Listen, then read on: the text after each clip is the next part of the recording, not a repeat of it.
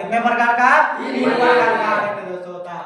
ठीक है, उसमें से जैसे आरएनए जो होगा वह जैसे कितना होगा, यानी टोटल आरएनए का 80% होगा। कितना होगा? 80% जैसे होगा। समझ में आया ना? अब आरएनए यह जैसे आपको 80 एस प्रकार का और जैसे 70 एस प्रकार का होगा। कितने एस प्रकार का?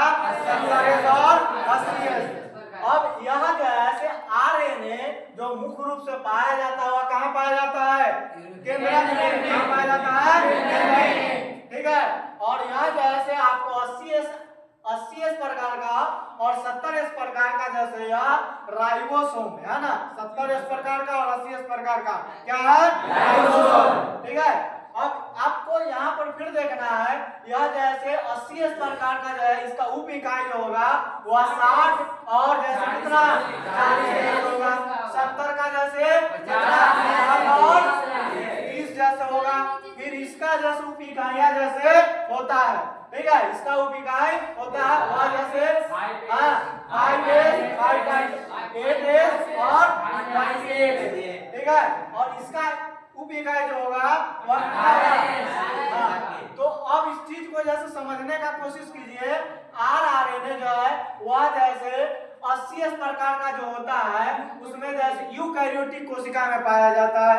यूकैरियोटिक कोशिका में पाया जाता है, जो कि यूकैरियोटिक कोशिका में पाए जाने वाला 80 एस प्रकार का आरएनए जो होगा वह टोटल जैसे कितने प्रकार का होगा?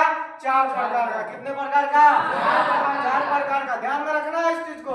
ठीक है, यह जैसे अब इस चीज को पढ़ने का मतलब क्या, खखोर करके भी पूछ लेगा ना तो एकदम बता देंगे। ठीक है, खखोर करके भी इससे जैसे आरएनए से पूछता है तो हम आराम से बता देंगे इजीली, भाई हम जानते हैं। पूछ तो तुम जैसे कहां से पूछेगा।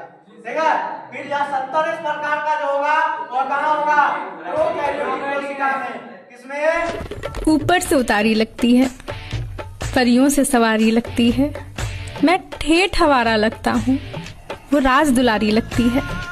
जैसे औकात से बाहर हो, जैसे औकात से बाहर हो, वो इतनी प्यारी लगती है।